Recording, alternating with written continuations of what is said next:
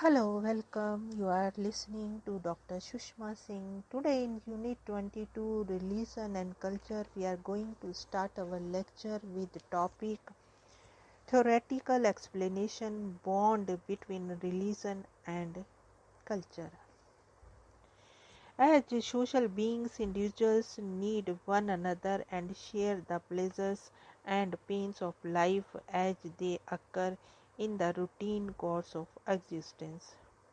Some of them can be explained in terms of logic, common sense, and the scientific logic available to him or her from his or her social position. But all of them cannot be logically deducted to his or her satisfaction. The individual therefore needs enlightenment for events, happenings, and issues that cannot be explained by sheer common sense or materialistic objectives accessible to him or her. Religion acquires importance in providing explanation to such unsolved enigmas and queries. That is why human beings create supernatural powers and start believing that these powers have created them. He or she also search answers to inexplicable questions within the realms of the spiritual, mystical, and receives moral order from such maxims. Putting it significantly, the individual in society in a large number of cases functions at two discrete levels of explanatory order: the natural and the supernatural, the sacred and the secular or ordinary. Now let us move to the next point, that is sociological explanation, the three approaches to the understanding of the sacred and secular order. The sacred and the secular are two important concepts that need to be seriously studied in the course of discussion on religion and culture in their sociological context. People everywhere divide their world into the realms of the sacred and profane or secular. In this context, three approaches to the sociological explanation of the relationship between religion and society may be discussed for the benefit of the readers. Three great scholars provide these three explanations, namely Karl Marx, Emil Durkheim, and Max Weber. We shall briefly look into these three theoretical viewpoints to understand the relationship between religion and culture in classical sociology. The first is Karl Marx. The German scholars have provided a conflict perspective of religion. Marx saw religion as a reflection of society, not as an expression of primitive or psychological needs as other theorists of his time presented.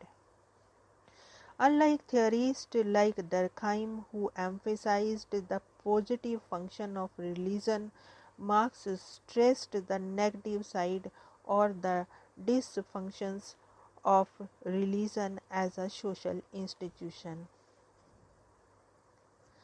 Whereas Durkheim saw religion as benefiting all segments of society by promoting social commitment, Marx saw religion as serving the interest of ruling class at the expense of the powerless masses. Religion, he wrote, is the sign of the oppressed creature, the sentiment of a heartless world, and the soul of the soulless conditions. It is the opium of the people. Marx argued that just as a painkiller masks the symptoms of disease, silencing the sick person into illusory belief that he or she is hale and hearty. So religion masks the exploitation of workers, lulling them into the false belief that existing social arrangements are just, or if not just, inescapable. Thus, the Marx argued that religion as a social institution teaches that the individual's position on earth will be rewarded in heaven. In so doing, it obscures the exploitative tendencies hidden within the class struggle and the elite's vested interest in the status quo. In this way, religion becomes a tool in the hands of the haves to exploit and oppress the have-nots.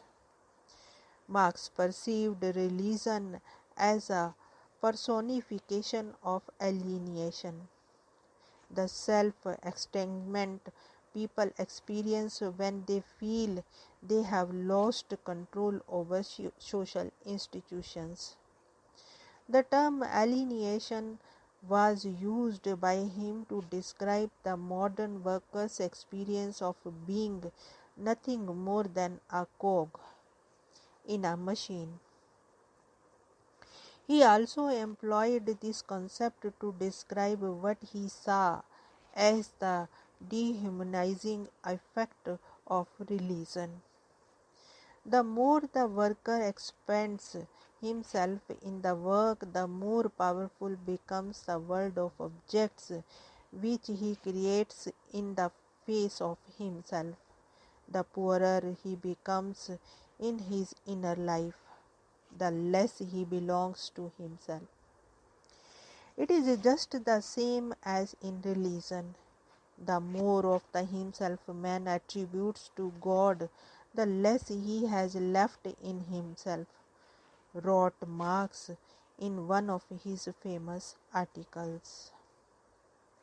As the above quoted citations indicate, Marx's denunciation and rejection of religion in society was total. He argued that only when people give up the illusory happiness of religion will they begin to demand real happiness. In furthering his attack on religion as an exploitative social institution in the clutches of the bourgeois class, he wrote, "The criticism of religion disillusions man, so that he will think, act and fashion his reality as a man who has regained his reason." He predicted that in a classless society with a communistic form of economic order, religion would become irrelevant and unnecessary. Like the capitalist class itself, religion would die its natural death. Thus, Karl Marx considered religion as an uncalled for and manipulative institution forming an integral part of the exploitative superstructure.